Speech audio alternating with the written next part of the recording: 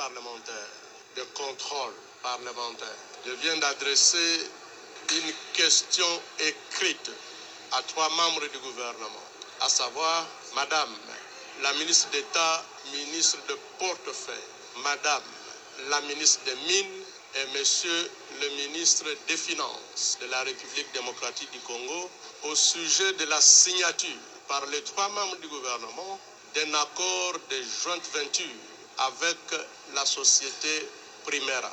La société Primera est une société de droit des Émirats arabes unis. Au terme de cet accord, il est indiqué que la société Primera et la République démocratique du Congo créent ensemble des sociétés Primera RDC.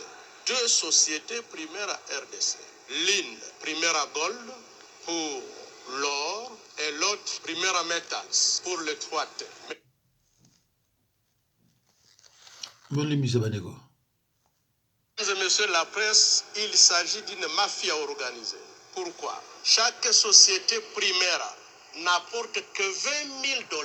Je dis bien $20 000. Primera Gold, $20 000. Primera Metals, $20 000.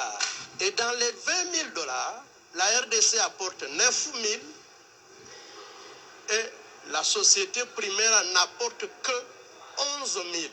Mais à cause des $11 000, les 3 membres du gouvernement accordent un monopole pendant 25 ans pour l'or, pour le coltan, pour la cassiterie, pour le cobalt, bref, 3T pendant 25 ans pour toutes les provinces du Nord Kivu, du Sud Kivu et du Maniema. Mesdames et messieurs, c'est inadmissible.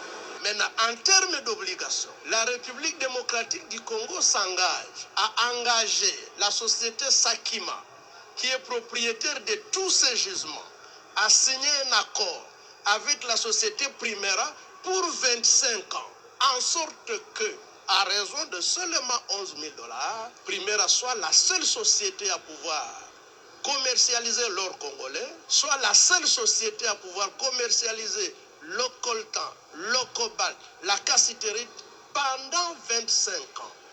Et ce n'est pas fini. On accorde à la société Primera un régime fiscal privilégié, plusieurs exonérations inédites, et là où elle doit payer au taux de réduction scandaleuse. Rien que pour le coltan, les sociétés congolaises et entités de traitement congolaises payent 12% de la valeur de chaque marchandise, du moins de la cargaison des minéraux, à l'exportation. Là où les sociétés congolaises payent 12%, Primera ne payera que 3,5%. Nous avons calculé uniquement pour le coltan, le trésor congolais paye 80% de ses revenus. Au cours des mois, à voir le flux, nous perdrons 500 millions de dollars chaque mois pour les 3 provinces et pendant 25 ans. Nous avons donc dit que c'était inadmissible. Nous avons posé la question aux membres du gouvernement concerné parce que, comme vous le savez, le régime conventionnel a été abrogé par le nouveau code minier. Aujourd'hui, nous sommes sous le régime légal et toutes les sociétés sont traitées de la même manière. Le président de la République dit, et avec raison, vouloir créer des millionnaires congolais. Ce n'est pas en accordant un monopole immérité à une société étrangère que nous allons créer des millionnaires congolais.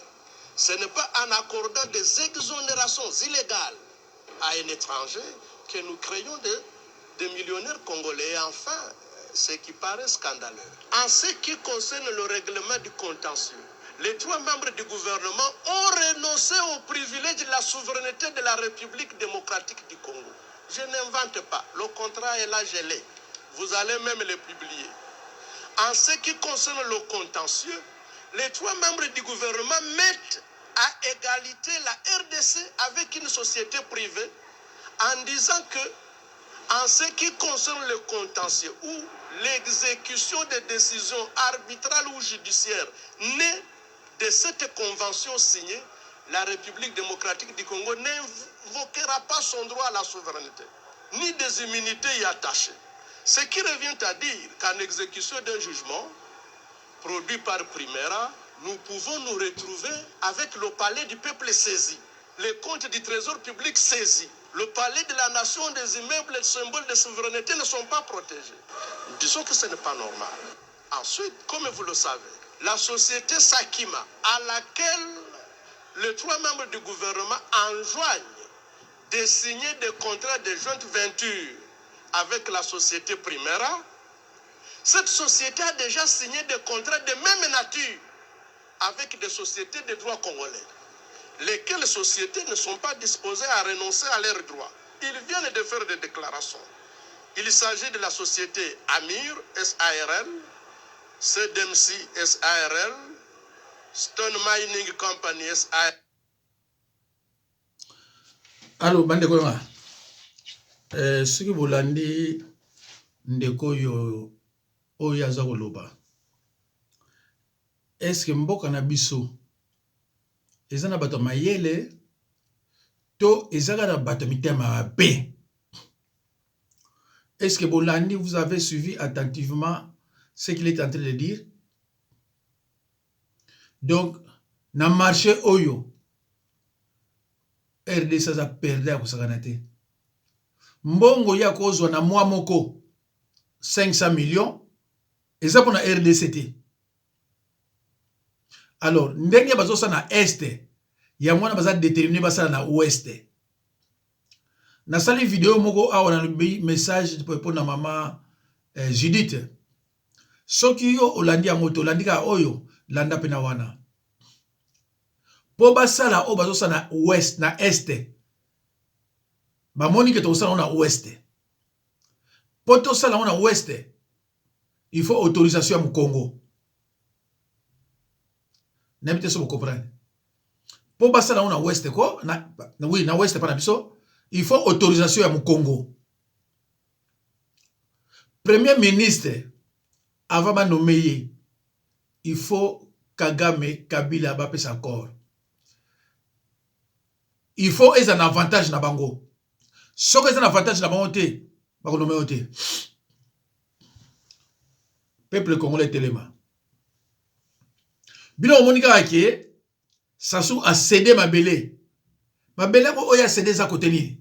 Eza côté ouest ya RDC. Eza côté ya Congo central. Il faut qu'on réfléchisse à ça. Yo zama yele to sepeli za mu Congo tribalisme o eza na Chilombo. Akoko linga mu Congo za la premier ministre. Et pas il vole ali akoko linga mu Congo za le premier ministre. Il faut qu'on réfléchisse bande konanga.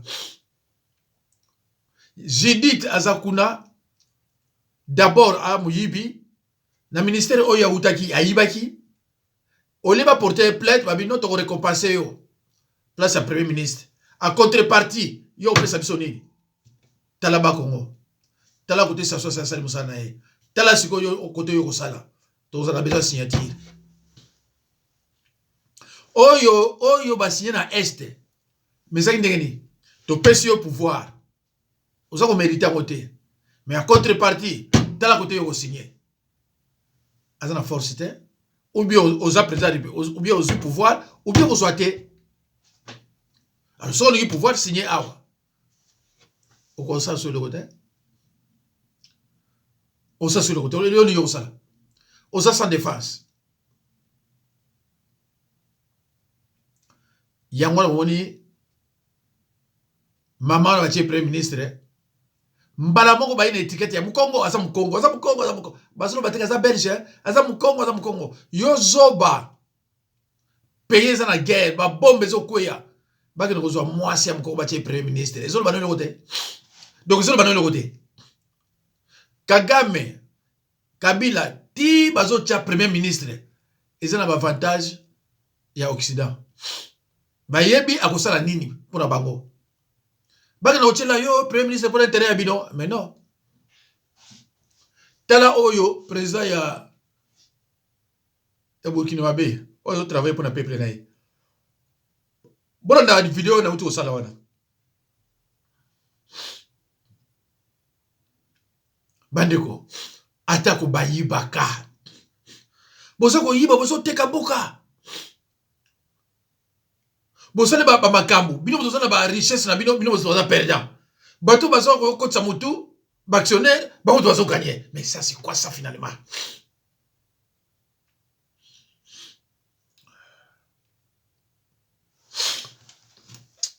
Ah, bandeko.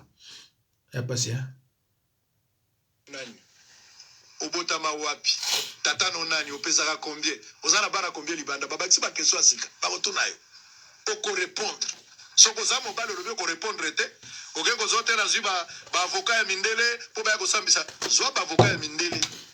Zwa ba tunyo. Nazo tuna bino caméra zalaki koba na bino.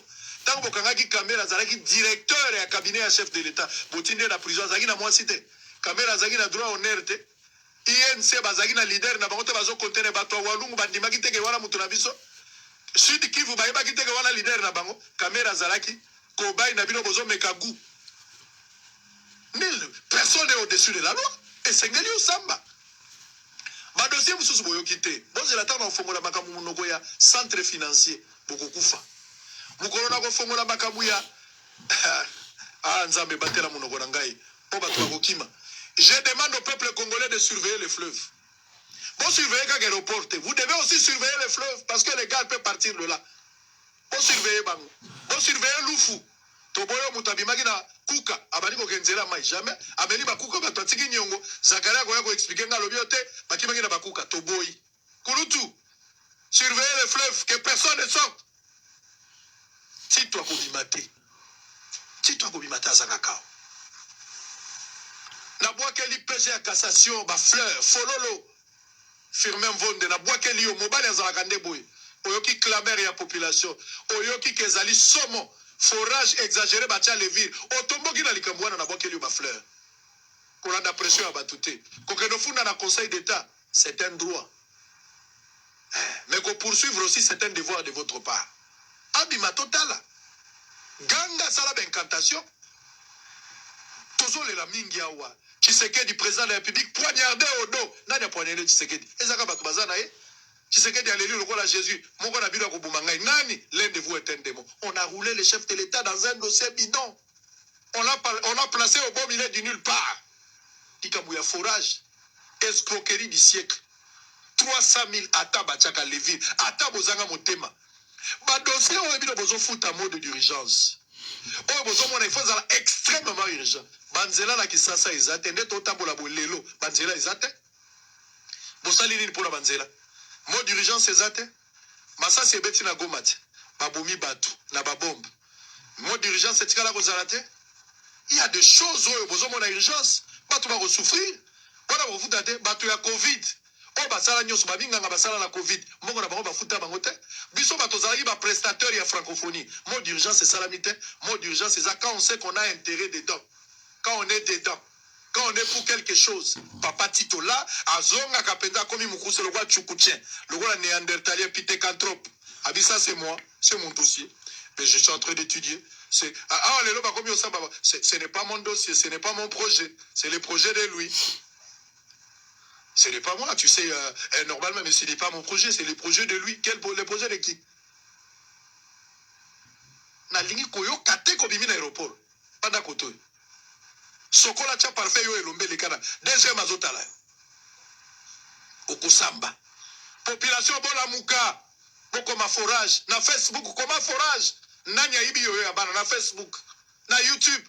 Ezala batindi batu nyonso. Même à au sali conférence de presse, même à au Bakissi RFI, même à au France 24, au Kosamba. Ce que tu fais, c'est ce qu'on appelle la masturbation intellectuelle. Aujourd'hui, par la savoir en zoto, au Kosamba. A to liengu barasama iposo bimaka likolo. Israël, nena zoro baboy, faisait la bazoti ndai, messieurs, mongana zana mbala liboso na sala enquête te. Nanya bibisa ki ba carte visa na mboko. Bobo sani ke zangai. J'ai été attaqué par 7 personnes, bah, memanga la justice. Bobo sali likambwana. To bozo eba. Ezamba la liboso. Bozo la journaliste boka zo kamatata na ya zo kele na intérieur pour aller voir ce qui se passe, contrôler les projets. Je l'ai fait. Je ne dis pas que je suis le seul. Ma camarade baza ebele bazo sali kam. Les lois toza la unité, ba toya ki ba kokabola biso. Israël là ba journaliste ba koyo kanate. Mais ce qui nous unit est plus fort que nous-mêmes. Ah, vous allez sur ma il y a intérêt égoïste. Et combien d'intérêt commun? Intérêt commun, c'est la République. Moi, il y a pour la batunios. Bato la mouka, bakolo bateke don, makamama est alibi sauté pour la mouka, pas souffrir. Moïse Katumbi akolobate na bato ensemble bolanda te makamama etali biso te pe bango bazali ezali combat ya république mama etali UDPS etali MLC etali ba parti politique nyonso biso sengeli to sangala to senga mbongo 71 millions to yebi Omar Bongo ndenga yaka to yebi Papa Tito ndenga yaki akomi milliardaire abetaki bindo to nini. Nous devons réclamer de l'argent. Vous avez décaissé en urgence, extrême urgence. Mais vous livrez tête il est l'auto le bateau le bateau. Bon moni ba lampadaire, na lobela ki makamba ba lampadaire. Na lobeli makamba ba lampadaire, batu bagangi, na lobeli makamba ba batu bagangi. Mais pression populaire, j'ai dénoncé des choses qui sont fondées. Na dénoncé makambo eza na nzela, population to tie pression ba journaliste unis. Na minute oyo. Samba Bachili a kokite. Ake kofuta mbongo aboyaki kofuta. Afuti yango ba lampadaire komi déjà za na kisasa. Bien que ndenge nazolo ba kara. Bandeko. Kasi oyo journaliste azoloba yepe muluba te. Hein? Oyo azoloba na yepe muluba te. Mais bato bazo yiba pona ni. Mais parce que na présidence qui mo yibe ali. Bandeko. Nani ko ba le kamoko. Est-ce que Kamera kotaki na prison po yem ta yibaki? Peut-être dans ça une vidéo. Lobby kuna. Tango azolo ba mi yibi wana, tango olandela ngoka baluba. Tango azolo ba ka mo yibi ba yibi boy, kaka baluba. Kazadi ayibi combien? Eh mais ça mawa. Comment mboko ba yiba ka ba millions, pe ba millions mukete. Soki Kamel bazwaki na 58 millions. Ye mutozoki mukeko lika ba mususu. Na yebisi bino ha? Ye mutozoki mukeko lika ba mususu.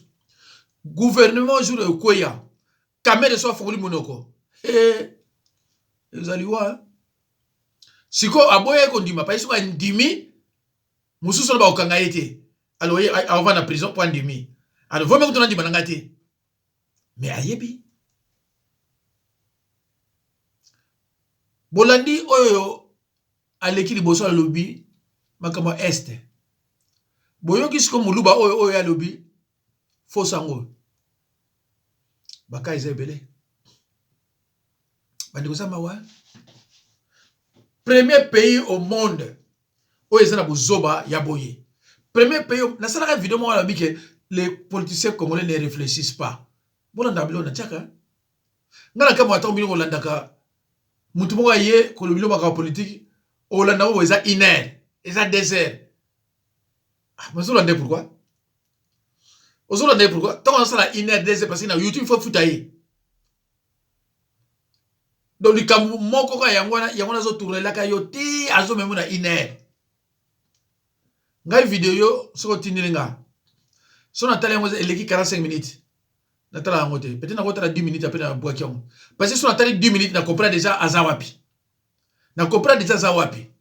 Alors vaut mieux vidéo il y a 30 minutes 33 tant na tala yango na comprendre que vidéo mso na mona ki 4 heures de temps. Donc yo va na ndaku na yo o bo ba lere no ka muzoba ya kotala vidéo il y a 2 heures de temps 4 heures de temps. Bandi ko mawa. Ah Nzambe. Peuple congolais a komona bolamu lelo te.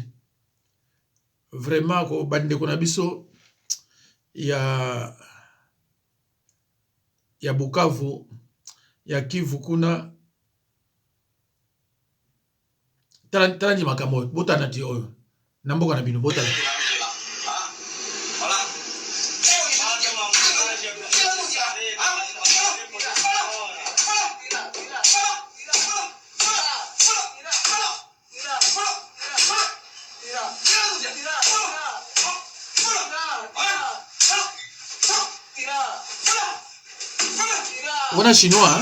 Wana chinois na mboka na bino.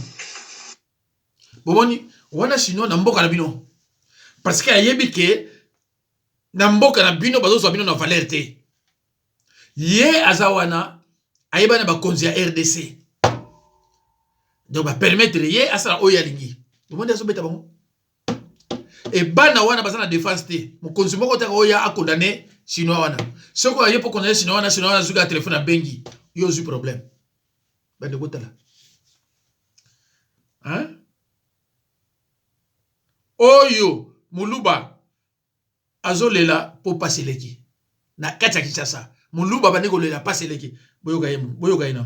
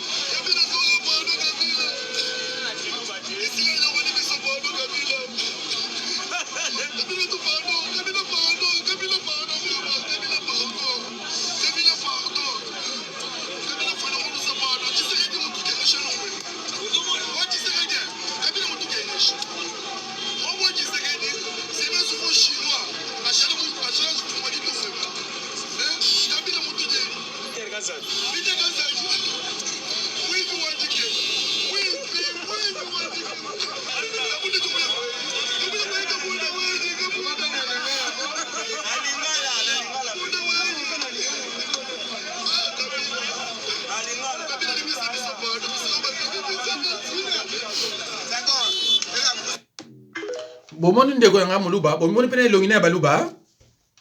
Bomoni longine ya Baluba. Azo préféré Chilombo. Azo préféré que Kabila zonga ke Chilombo. C'est grave, hein? Hein? Kabila oya boma, mais Muluba na kati ya Kinshasa. Atiki mboka na ye na kananga na Kasai, na Mbujimai. Aina kini abani ko lela. Tala niveau bandeko ya pasi. Ndeko nanga sola na bato zuta na kini ko omona mutaki pemba komi mwindu akoyebisa bi te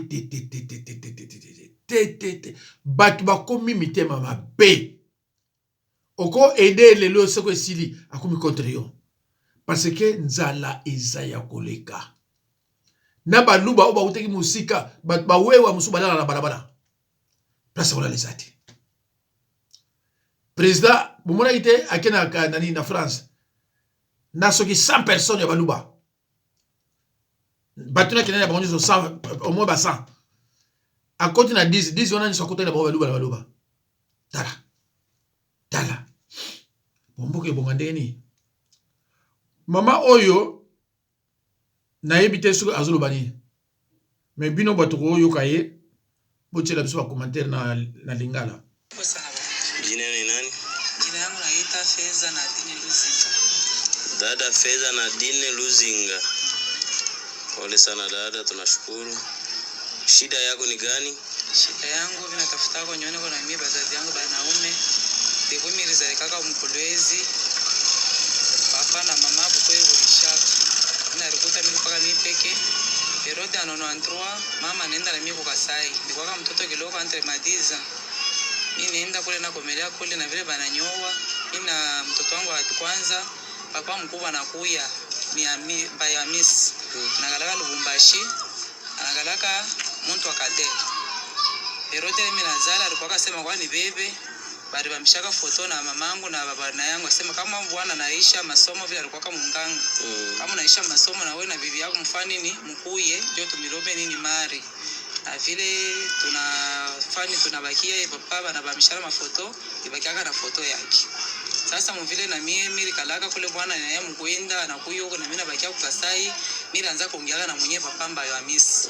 Sasa fuashi babangu yeko ndio na hapa sasa mshifani nishigo.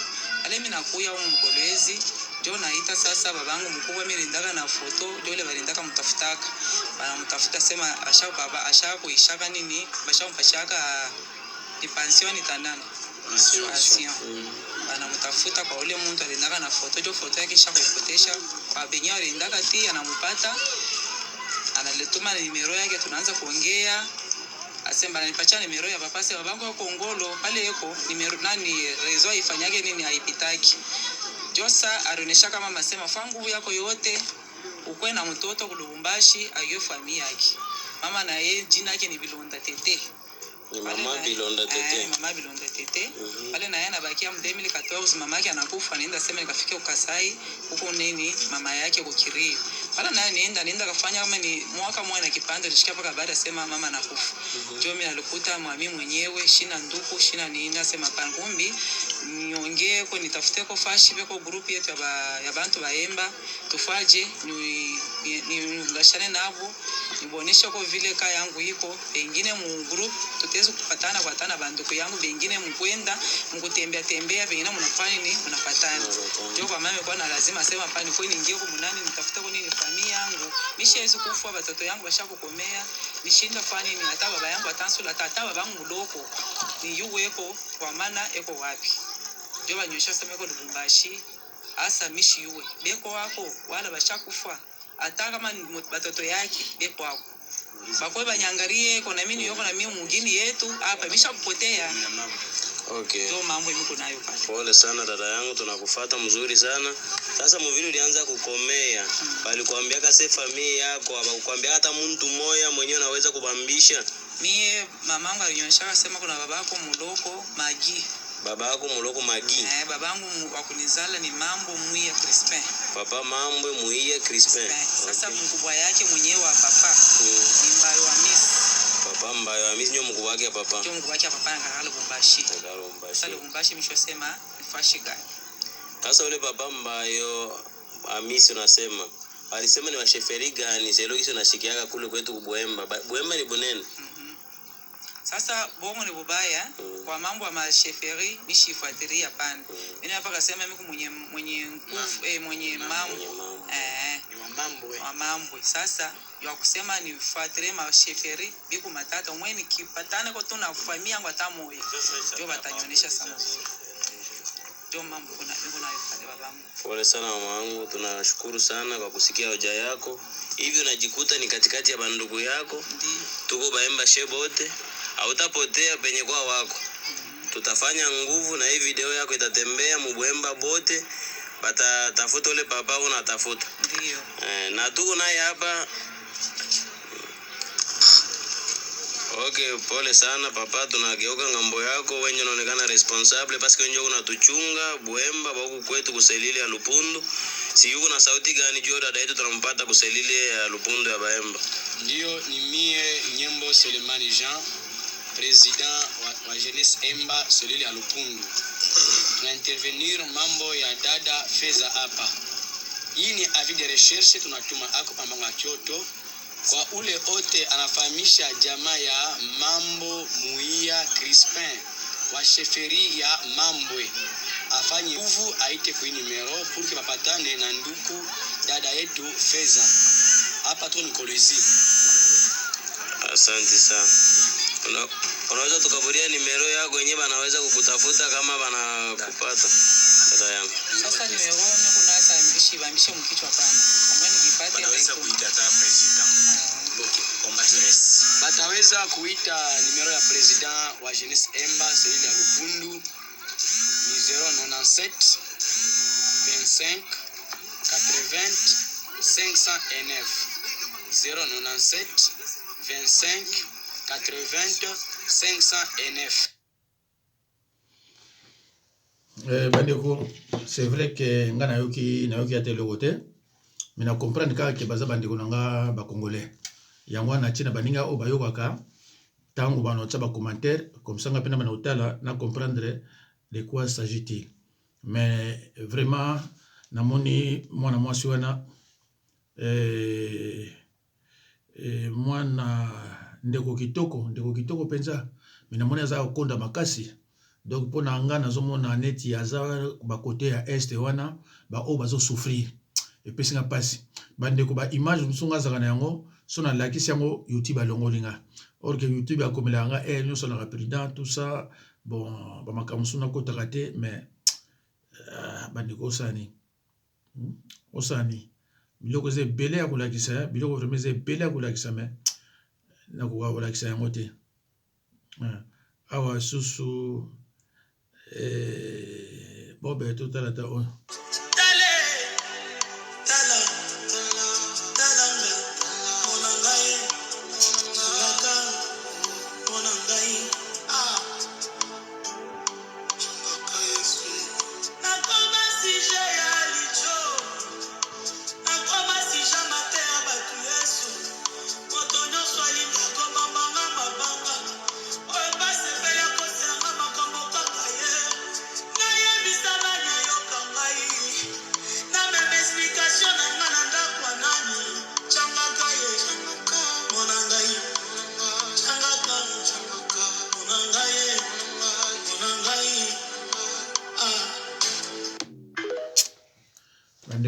Mami solingo bimangai. Obo moni image oyo bandeko na biso est. Foza na kere ya bandeko. Au moment où bango bazomona pasi boye, botala président na bino epai azali. Comment okoza na motema ya boye bandeko na ngai? Hein? Comment okoza na motema ya boye? Ah! Nzambe bana wana na âge wana bayebi déjà pasi. Botala.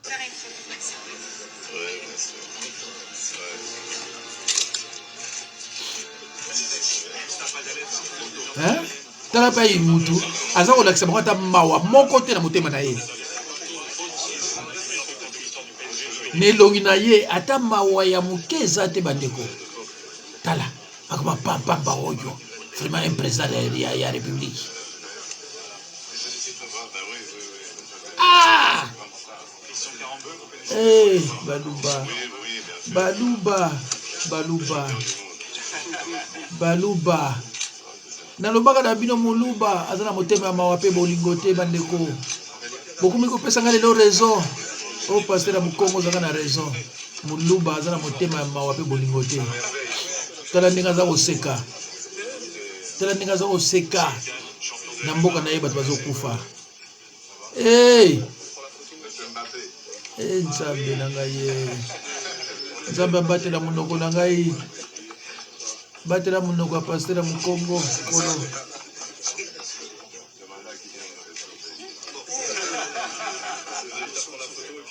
Hey! Likambo te. Bandeko na longoli yango biloko zebele.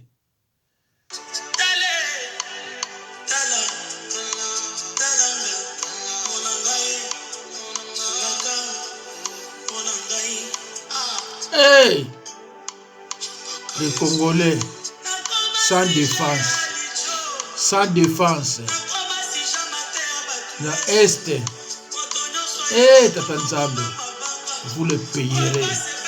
Beaucoup fouta yango de génération à génération.